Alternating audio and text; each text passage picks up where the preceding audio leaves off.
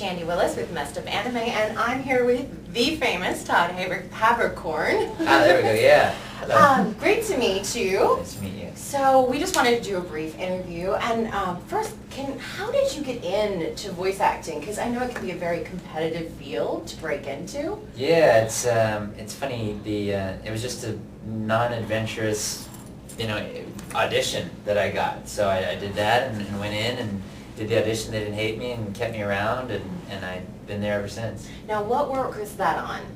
The first show I did was a itty bitty role in Peach Girl, and then right after that it was Black Cat, and then I did Yamato and Suzuka. So it was fairly quick, luckily, the kind of progression, and I'm not complaining. They just liked you so much, they just kept the roles coming. I have a very feminine voice that fits this industry, I guess, so yeah. And a long list of roles to go with it. Speaking of which, what is your favorite role that you've played? Sergeant Frog. Carol and Sergeant Frog is my favorite, and I think that's because we get to do a lot of improv for it, and also it's the show where I've dubbed the most episodes of. I think we dubbed something like 80-something episodes. Oh, gracious. Yeah. How long does it take to do a work that's that detailed? About a 23-minute episode takes about a week of 8-hour days to dub. So live action movies are a little different, but yeah, the episodes take about a week. Do you get to interact a lot with the other cast? Because I know sometimes voice acting can be, you're very separated, and sometimes it's a lot more interactive. Really only on commentaries do we get to interact. They do Wallace sessions where all the group scenes are done and people get to interact in that. With video games, my experience with video games has always been singular and separate recording. For American animation, typically you'll have people all in the same room at the same time recording it. So, but anime is just, you're by yourself because you have to match flaps, and you have to spend that time to make sure the flaps fit and things like that. So. Do you think that makes it harder or easier?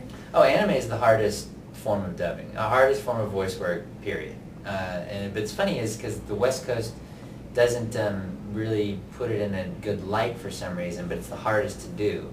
And so I think that's kind of changing now. But there are a lot of casting directors and such, from my experience and from what I've heard, that look at anime just as a thing that people do. But they don't, but I'm like, it's harder than video games. It's harder than all that other stuff. Why is it looked at it that way? All the work and none of the credit. Yeah, yeah. Do you think that's changing as anime becomes more mainstream in America and it gains popularity over here? Yeah, I think we're seeing it transition into more mainstream stuff like Futurama and Big Bang Theory and stuff like that. But I also think it's transitioning because it's becoming offered in more mainstream ways, like streaming and Netflix. All of our Funimation stuff is available on Netflix. I think it's become more accessible, so people are stealing it less. And also because it's become more affordable. I mean, two or 3 years ago, we were selling single disc releases with 4 or 5 episodes on it for the cost of what a half-season set is now. And so we do that, and I think sometimes fans forget.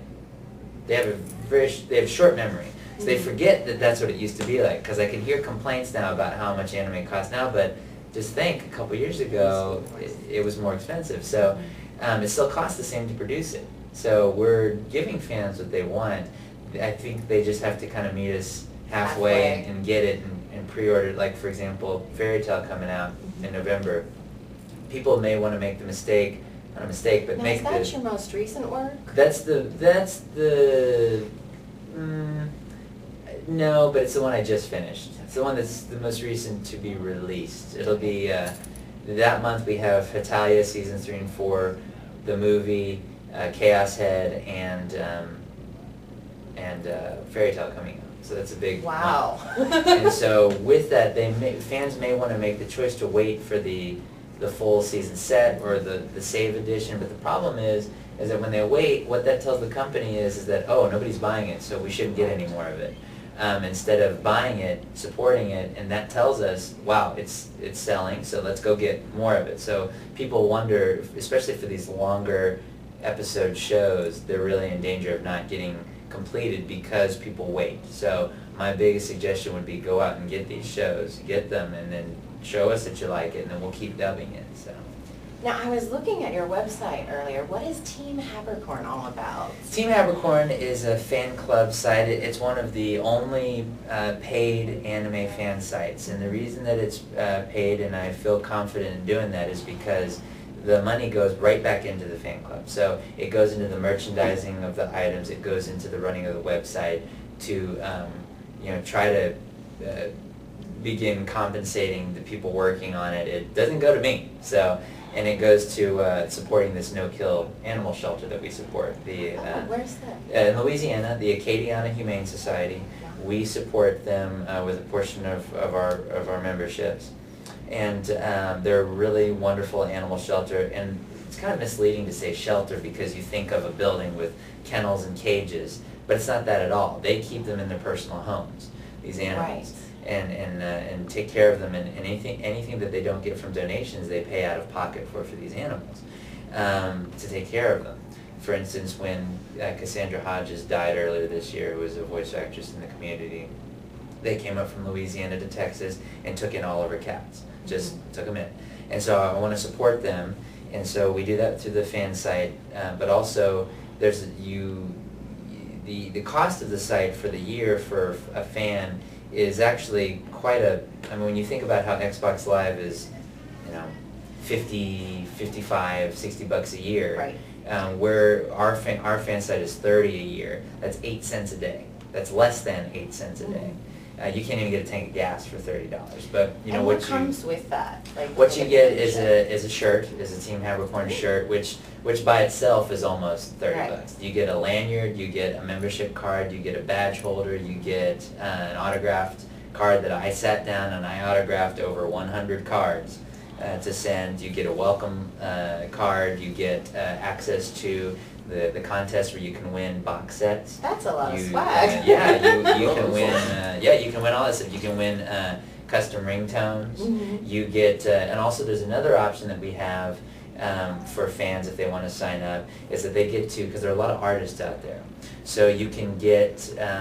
You can submit artwork that if we approve it, we put it on shirts, we put it on hats and posters, and we sell them, and you get a portion of the proceeds for your artwork. So it gives you an opportunity to get your artwork in a venue where you wouldn't normally have it, and you get to make some cash for your stuff. So we try to offer a lot of stuff that you can't get anywhere else. It's unprecedented interactivity with me because I oversee 100% of the site.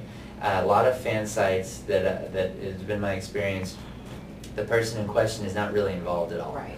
And I understand they're busy, they're doing other things. They didn't ask to have this site. But still, that's kind of impersonal. Yeah, it can be. And there are some out there that they're very interactive. I try to be incredibly interactive with them. We've got a lot of new features coming. I do a weekly podcast.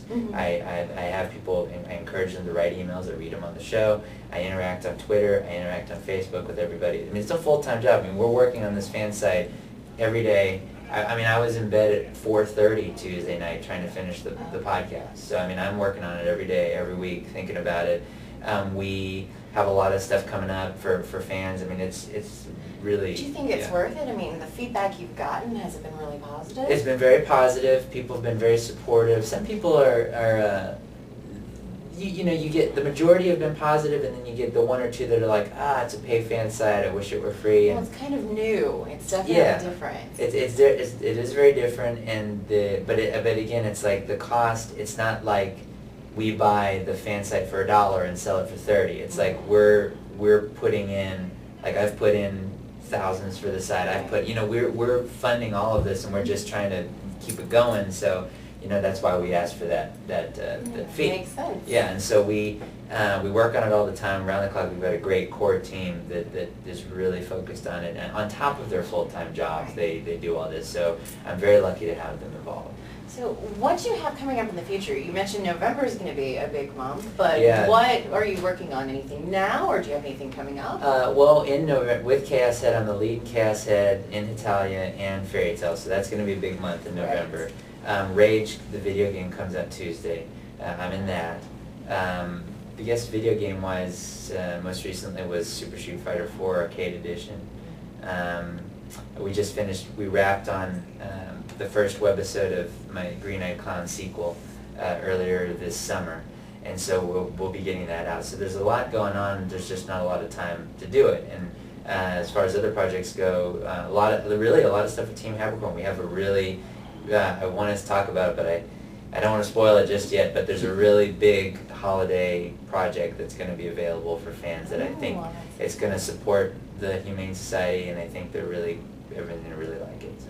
And I actually used to work with Animal Rescue Foundation, Okay, so it's really great. Amazing that you have a cause like that you're trying to support. Well, thank you. It's very It was awesome. actually a suggestion. I have to give a shout out to Jonathan Klein, who's a producer for video games. Says she produced Marvel vs. Capcom 3, Hellsing, Ergo Proxy, Final Fantasy, and he really pushed for that, and I totally supported it, and I was like, let's do that, and he was a really big kind of front man for making sure that was in there. I'm glad he did, because supporting them is they need all the help they can get. I mean, they really do, and so I'm glad that we're able to do that for them.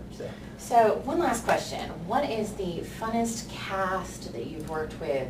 Because you have a long list of roles and history. Is there one that really stood out as being more enjoyable to work with the people? Anytime I get to work with Sabat, he's a blast. He's one of the smartest guys I've ever met. I mean, he's incredibly witty and just so smart and so good.